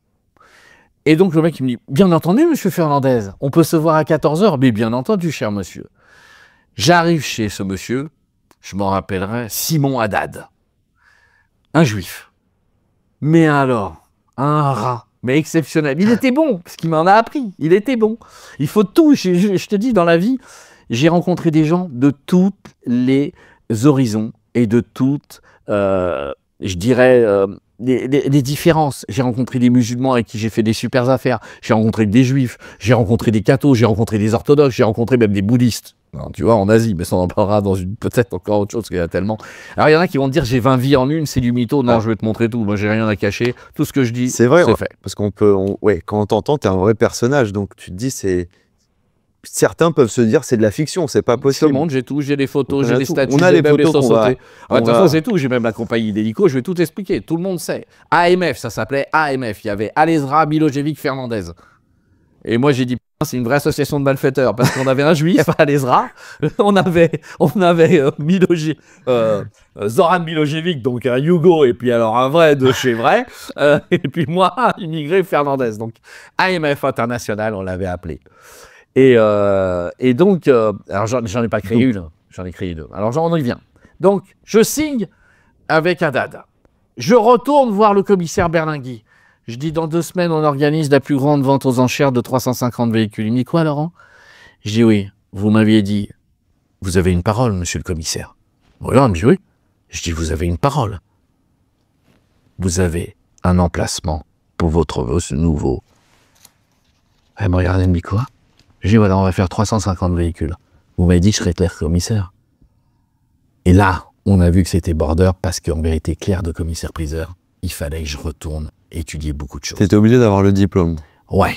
Alors, comme je suis un salopard et que j'aime pas perdre, j'ai quand même acté avec lui et je lui faisais des remises. Première vente aux enchères, 389 véhicules adjugés. Écoute-moi bien. Je suis remonté comme une fusée. J'étais défoncé, donc j'avais ma société au Luxembourg. Et là, j'ai rappelé tous les huissiers. Et j'ai un huissier, donc je ne parlerai pas ici parce qu'il s'est devenu une sommité, mais il est devenu un copain, quelqu'un d'extraordinaire, car il voulait me saisir. Il était passionné de course auto, certains le sauront à l'époque, mais c'était un mec extraordinaire. Donc j'ai été voir tous ces gens et j'ai commencé à prendre des plans d'épurement pour rembourser les gens. Là, tu rembourses tes dettes. Je rembourse mes dettes. Avec le fric que je fais, je t'en parle même pas. Donc, du coup, je monte un nouveau filon. Un nouveau filon. Mais tu vas dire comment il a sorti ses voitures. Ouais, et c'est là où j'en viens. Quand je suis remonté, j'ai pris ma Carrera 2. Je l'ai déposé chez le père où j'avais connu cette nana. Ouais. Je lui ai proposé un deal. Je lui ai dit, tu gardes tes papiers de toutes les voitures. Okay. Tu prends ça et je vais te donner 5% sur toutes les voitures. 5% sur cette série 7. Si je la perds, tu as l'argent pour payer. Tu gardes les papiers, tu ne me fais pas confiance, je te paye après quand l'adjudication elle est faite. J'ai fait 11 garages à Luxembourg. Incroyable. Tout ce que j'avais, j'ai mis jusqu'au dernier copec, comme on dirait à rue, jusqu'au dernier centime. Je n'avais plus rien. Je n'aurais même pas pu prendre le train pour rentrer. Je suis rentré avec le camionneur dans un porte-8. On est arrivé à Nogent, et là, j'ai eu la chiasse de ma vie, parce que je me suis dit, si je ne vends pas, et j'étais foutu. Et j'ai fait mes 389 voitures. Et là, j'étais, regarde, j'en ai encore des, jurelais, et ça y est, je suis reparti. Mais c'était vertigineux all-in dans ta vie. Toi, t'es un mec, tu mets tout. Je mets tout parce que c'est de seule manière. J'étais un feignant avec des goûts de luxe. Et dans la vie, il n'y a pas de... Alors pour moi, hein, je parle, peut-être pour les autres, c'est différent. C'est tout ou rien. Avec une femme, je veux tout ou rien. Avec un business, je veux tout ou rien. C'est où je suis Clodo, ou je suis dans une Rolls. Ou je suis dans une Ferrari, ou je suis dans une Lamborghini, etc. Là, je suis encore Clodo à l'instant T où on parle. Pas de cette affaire-là, de ma vie en 2025. À l'heure actuelle, en 2025. Je gagne bien ma vie, mais c'est pas... Parce qu'on t'a vu arriver en Rolls tout à l'heure. Ouais, et alors, c'est un financement. Non, parce que les gens vont se dire, voilà, pourquoi il nous dit ça. Et je vais leur expliquer. Voilà. Et je vais leur expliquer avec quoi. Pour les gens qui se posent des questions. Et je vais leur expliquer, voilà. Non, mais c'est un fait. Mais déjà là, ils comprennent un petit peu, je pense, le cadre. Excuse-moi, je t'explique. J'ai toujours la salle des ventes aux enchères. Toujours, ok. Tu fais tes ventes, Voilà. Et moi, j'étais reparti un peu en vrille. Les nanas, des filles. Donc tu reprends de l'argent, là, c'est la belle vie. Là, c'est la belle vie, et là, je me prends derrière Rod de nouveau, Lambo, machin, Ferrari, et puis là, je fais mal, hein. Là, je tape. Et tout ça en ayant la société au Luxembourg, donc J'avais la société au Luxembourg pour diminuer les taxes en France, j'avais la société, donc AMF à l'époque, et AMF International, à Nogent-sur-Marne, ok. Et je décide d'aller voir un copain, qui à l'époque, qui faisait les machines à sous, c'était pas très, et il avait les boîtes de nuit. Et on a décidé d'ouvrir la même chose à Brie-Contrebert. Pourquoi? Parce qu'à Brie-Contrebert, le commissaire-priseur dont je tairai le nom se bourrait un peu la gueule. Ce qui me permettait de moi d'être au marteau, ce qui est tout à fait illégal. Aujourd'hui, je serais en prison. À l'époque, c'était pas comme ça. Donc, il m'appelait Monsieur le commissaire-priseur. Monsieur le commissaire-priseur Fernandez. Donc, on arrivait et on était à l'estrade. Et à l'époque... la seule chose qui m'a valu ce souvenir, c'est que mon père était venu, il avait un Classe G et qui voulait vendre. Il n'arrivait pas à le vendre. Et je lui dis, papa, viens, je vais te vendre ton Classe G. Donc on a fait la vente aux enchères et j'avais appris tous les vieux trucs du vieux brigou des commissaires-priseurs. Alors j'ai du respect parce qu'il y en a qui vont me dire, non, attention, je ne veux pas me retrouver dans les situations difficiles. Oui. Mais disons qu'il y a une façon de faire chauffer la salle. Voilà ce que je pourrais dire. Okay. Et les commissaires. Donc ça, tu avais appris ça avant avec... J'avais appris et j'avais regardé les timides, je savais où il fallait faire. Et donc là, je prends le marteau. 10 000 à gauche, 10 000, 11 000, 12 000, 13 000, 15 000. Ah, monsieur avec la chemise blanche. Et je commence. Et là, je fais un numéro de Il faut préciser que c'est illégal, hein. On est d'accord. Non, le commissaire-priseur était à côté de moi. Ok, il est à côté de toi. Il est à côté de moi. Donc, tu peux pas. Mais comme je lui bourrais la gueule un petit peu, il est un peu torché. Et il est à côté de moi. Et lui, il a le marteau parce que ça. Mais c'est moi qui parle. Et lui, il tape. Okay. Sinon, ça serait illégal. Mais normalement, j'ai pas le droit de parler. Et c'est moi qui et c'est une vente record. Je vends des voitures, des Porsche, des Ferrari, je vends le Classe G de mon père. Et là, je vois dans les yeux de mon père que j'ai récupéré son respect. Là, je l'ai impressionné. Là, ça change la donne. Et puis, on est jeune. Des fois un peu la grosse tête. Et puis, je me mets à faire ce qu'il ne faut pas faire, rentrer associé avec dans une boîte de nuit.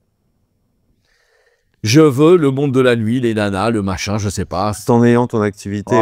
Et là, je pars C'est-à-dire que je travaillais la nuit plus le jour avec le week-end. Mais en vérité, ça va, on marche fort. Sauf que, bon, c'est un personnage exotique, boxeur, machine à sous, on approche du monde très exotique, je dirais dans des sphères très très exotiques, et je me laisse emporter du côté un peu obscur. Et puis, 3-4 ans après, on se fait tirer dessus en pleine nuit par